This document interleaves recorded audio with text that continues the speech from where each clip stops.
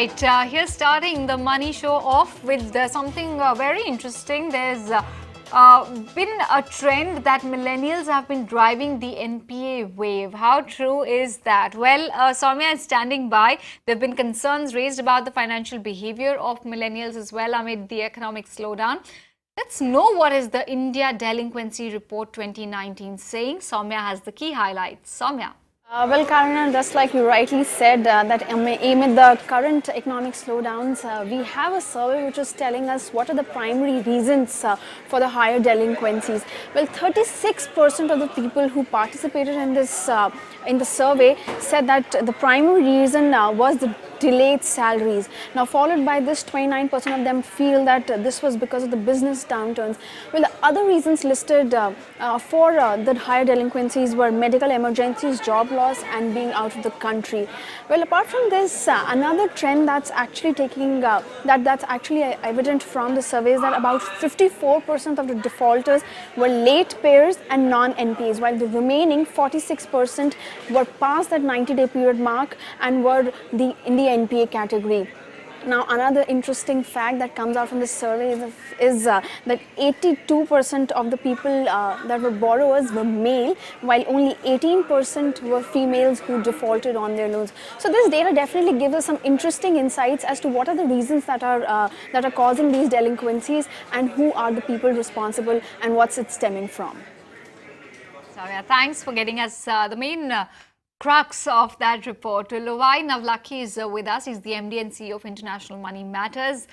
Hi, Lovaii. Thank you so much for joining us on the Money Show this evening. Just want to start with talking about how millennials tend to enter or end up in the debt trap. How is it that the thing spirals around? I mean, how millennials can stay out of it? So I think first and foremost, millennials by behavior tend to value experiences more than, thinking of the long term. So they tend to look at things from a much shorter viewpoint. And therefore, they are not so concerned about the long-term safety of their money.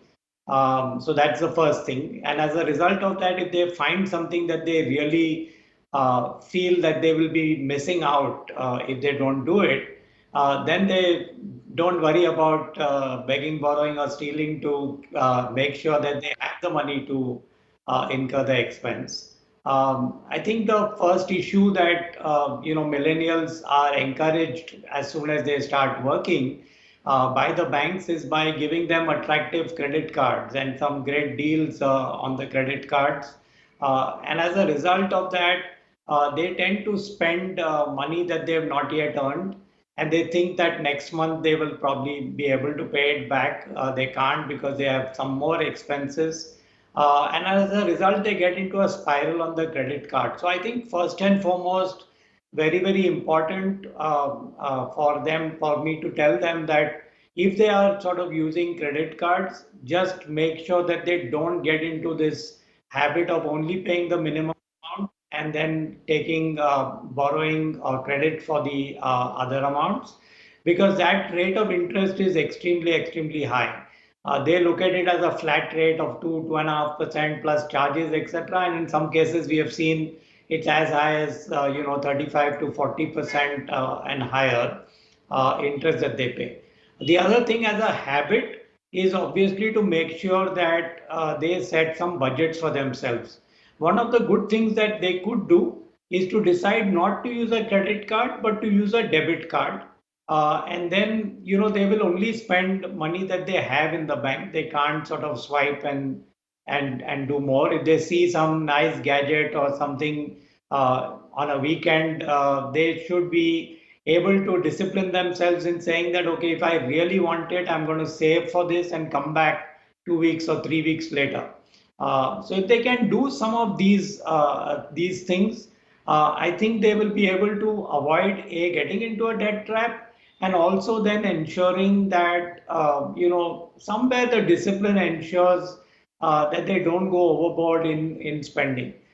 They must also recognize the fact that while they are in a hurry to have the experiences right now and right here and then, some of us who are not millennials, I mean, are actually experiencing things even at a late age. So really, there's no fun lost in enjoying it even a bit later. So they can sort of plan their lives. Those are sort of initial thoughts that I have. If you have more questions, happy to answer. Okay.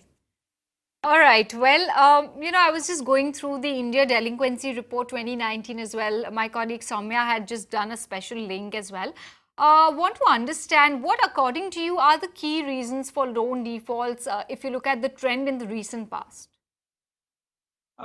So if I look at, loan defaults typically are happening when people are borrowing more than what they can actually take. So that's the first thing. I mean, I know that your study is talking about, a business downturn or a delay in the payment of salary and so on and so forth, and even job loss. So I think some of those things are obviously things where you have predicted that this inflow that you were used to getting is going to continue forever.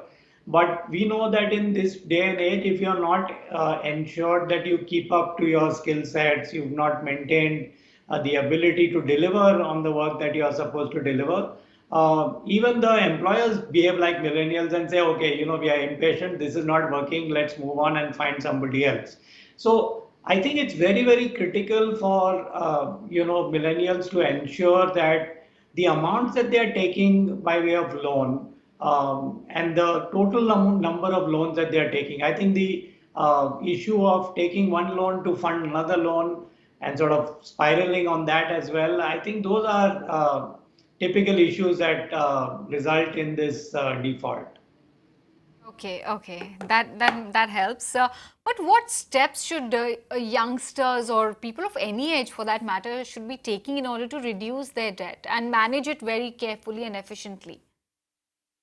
So if they already have debt, I think the important thing is for them to list down, what are the rates of interest they are paying on each of the debt and figure out which is the debt that they will sort of forego or get rid of the first, which one second, and so on and so forth.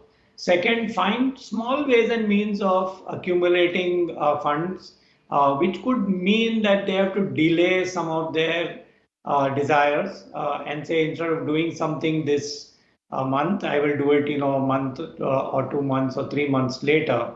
And the money that I saved up by not doing that, I will use to earmark and pay that out first.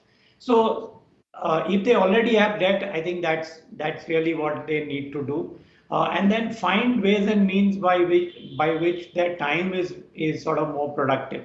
I think I'm the wrong person to tell millennials what are different ways and means of ensuring that they earn some income beyond their work. And I'm sure that they are able to work late hours and do different things by which they can earn productive things, by which you can use their mental abilities. So they should find ways of A, increasing income, B, reducing expense. Therefore, there is some saving, and have a disciplined plan to make sure that they pay off debt, starting with the most expensive one first. And what about those who are yet to take on some kind of loan or some kind of debt on their hands? What should millennials be doing before they do that, before deciding to take on debt? Yeah, so I don't think it's a fad that I must take debt. Yeah. In the good old days, I think a lot of people spoke about, yeah, I've never had a loan, I don't have to ever repay. So there was no pressure on earning to ensure that they have to repay some loan or the other.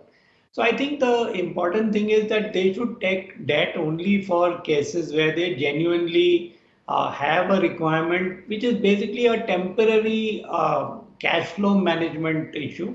That they know that there is some income coming in guaranteed in a particular time frame, and they don't have that, and in case they don't go ahead and spend on that particular asset or that experience, they will never again have a chance to get that asset or that experience. In that case, yes, you might take a loan, but again, very important to scout around, search for the best sort of rates on the loan, the ones with the the conditions which are not preventing you from paying it back when you get money earlier than whatever is scheduled. And certainly a no-no is a credit card loan, which is, paying only the minimum balance due and taking the rest as rollover. So for that, even if they have to take a personal loan and repay off that credit card debt, that's something that they should be doing. All right, Mr. Lovaii, great to have you on the show with us, and thank you so much for helping our viewers out as well with their questions and queries. On that note, we'll slip into a short break, but on the other side, when we come back, we have an exciting Meet Your Fund Manager segment lined up for you. Stay tuned.